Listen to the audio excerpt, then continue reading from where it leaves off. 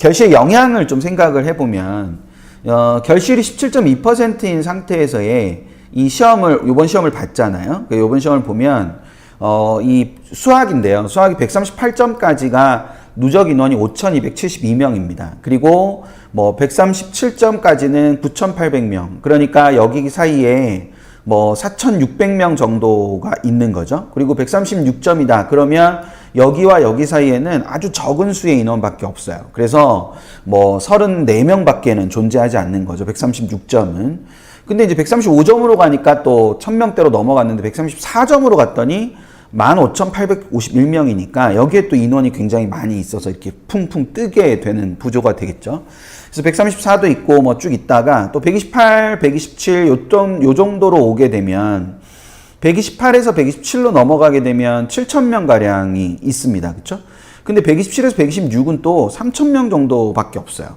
근데 126에서 125로 넘어갈 때는 또 6,000명 정도의 인원이 존재하는 거죠. 이게 누적 인원이기 때문에. 그래서 이 표에서 일단은 이 누적 인원들이 이렇게 존재하고 실제로 한 표준 점수당 인원이 균등하게 돼 있는 것이 아니라 이렇게 각각의 편차가 있다는 거예요. 특히 수학과 같은 경우는 4점짜리와 3점짜리를 주로 많이 틀리기 때문에 저 점수대에 따라서 많이 존재하기도 하고 적게 존재하기도 하고 이렇게 존재하는 겁니다. 이런 도표를 지금 처음 보시는 분들도 계실 텐데 이걸 이제 도수분포표라고 부르고요.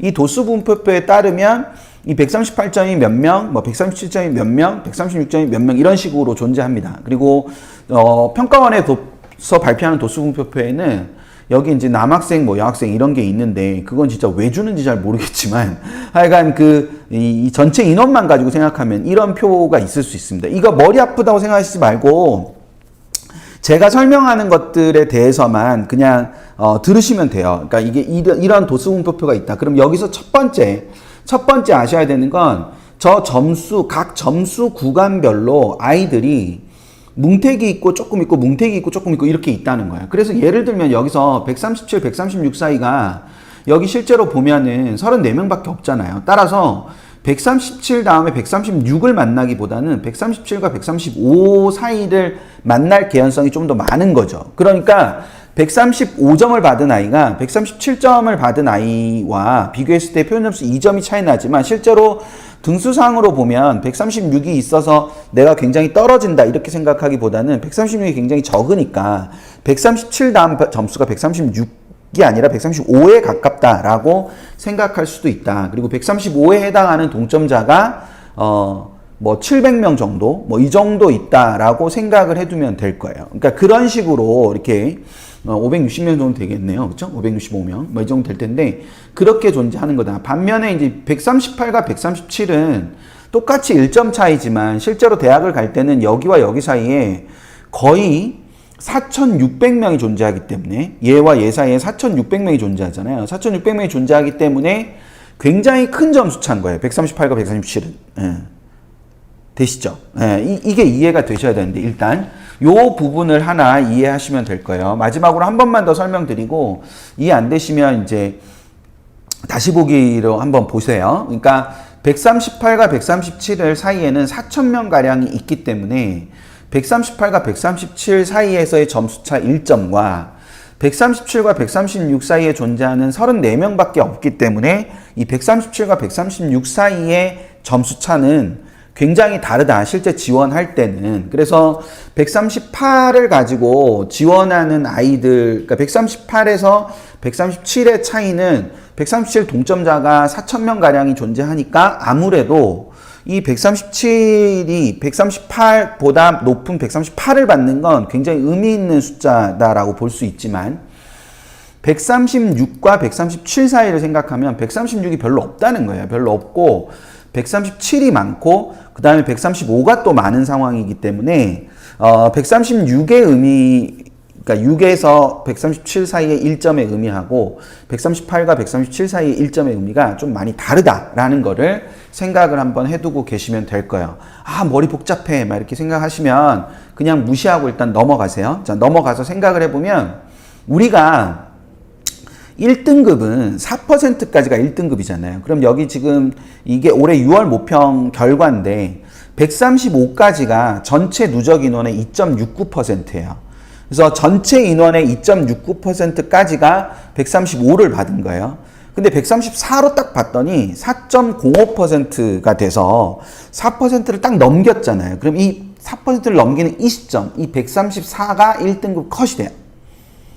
2등급 컷은 11%가 넘는 시점에서, 지점에서 2등급이 되는데, 그 2등급을 받게 되는 순간, 그럼 10.93%니까 아직 11%를 넘지 않았잖아요. 그러니까 127까지는 2등급이 당연히 되는 거고, 여기서 딱 넘어가는 순간이 11.74%, 126점이 뭐가 되는 거냐? 바로 2등급 컷이 되는 거다. 이렇게 생각을 해두면 되는 겁니다. 되셨죠? 그러니까 이게 등급의 원리예요. 그래서 표준 점수가 먼저 나오고 그 표준 점수를 가지고 누적 비율을 매긴 다음에 그 누적 비율에서 4%가 넘는 그 순간까지가 1등급. 그 다음에 11%가 넘는 그 순간까지가 2등급. 이렇게 되는 겁니다. 그래서 그 부분을 생각하시는 거예요. 그러니까 생활과 윤리 같은 경우, 이번 시험의 생활과 윤리 같은 경우는 원점수 50점 만점이 이제 2% 조금 넘는 비율을 보였고 48점이 원점 48점까지가 누적이 9%예요. 예, 그러니까 그러면 50점에서 1등급이 끊어진 게 아니잖아요. 2%대니까. 그러니까 1등급이 아니고 계속 1등급으로 존재하는데 48점이 갑자기 9%대로 확 뛰어버렸단 말이죠. 그래서 여기가 1등급 컷이 되지만 100분위가 96보다 더 낮게 나오겠죠. 그쵸? 예, 좀 이따가 나올 텐데. 그 100분위가 96보다 더 낮은 데서 형성이 될 수밖에 없는 그 부분들을 생각을 잘 해 두실 필요가 있어요. 그래서 그것도 같이 연관시켜서 이렇게 생각을 좀 해 두시면 되지 않을까 싶습니다. 여기 이 두 개, 여기에 여기하고 저 앞쪽에 요쪽하고 저 앞쪽에 이렇게 두 군데의 이 결시율 12.9%, 09%와 17.2% 사이에 누적 비율을 매긴 거가 다르다는 걸 볼 수 있어요. 왜냐하면 결시율이 낮다는 거는 분모에 해당하는 인원이 늘어난다는 걸 의미하는 거잖아요. 그러니까 분모에 해당하는 인원이 늘어나니까 그러면 등급 컷이 달라질 수 있다는 걸 말하는 거예요. 여기는 지금 4.05%가 여기인데 여기는 3.78%니까 아직까지 4%를 넘지 않았잖아요. 그러면 4% 딱 넘는 순간 요때가 1컷이 된다는 거예요. 그러니까 134가 1컷이 아니라 133이 1컷이 된다는 거죠. 결시율이 이만큼 중요한 겁니다. 그리고 11%가 넘는 그 순간도 여기 126이 아니라 125 지점에서 11%가 딱 넘어가는 순간이 되는 거잖아요. 여기까지 10.95%니까. 그래서 이 12.33%에서 2등급이 형성이 되는 거예요. 그래서 이렇게 되는 거죠. 뭔지 아시겠죠? 네, 이렇게 지금 등급컷 자체가 다르게 형성이 될 수 있다는 겁니다. 그만큼 이제 결시율이라는 게 중요한 거예요. 그래서 시험 보러 가라고, 애들 시험 보러 가라고 자꾸 얘기하는 게 이 결시율이라는 게 그래서 예전하고 달라진 게 예전에 제가 10%가 안 됐었다 그랬잖아요. 10%가 안 될 상태에서의 등급 컷하고 그리고 이제 12%, 11%가 됐을 때의 등급 컷 자체가 굉장히 다르게 인식될 때가 많으니까 그 부분들을 생각을 할 필요가 있는 겁니다.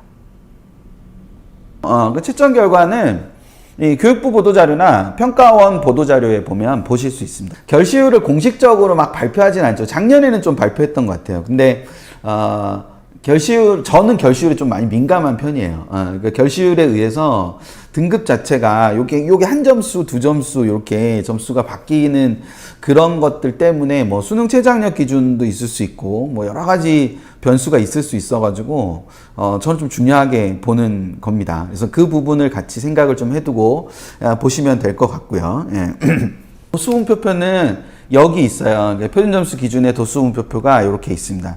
영역 과목별 표준점수 도수분표표. 이게 화면에 지금 보시면 파일이 4개가 있죠. 그래서 한글 파일 2개하고 그 다음에 엑셀 파일 2개 요렇게 그 부분들이 좀 있습니다. 그래서 이렇게 뭐 그런 얘기를 다 추상적으로 다 들으셨을 거예요. 결시율이 높으면 그 인원 결시율이 높게 되면 결과적으로 등급 컷이 올라간다 뭐 이런 얘기는 들으셨을 텐데 좀 전처럼 그렇게 숫자로 보시면 조금 더 잘 보이시겠죠. 그래서 궁금하시면 이렇게 도수분표표를 다운받아서 보시는 것도 한 방법이니까 그렇게 보셨으면 좋겠다.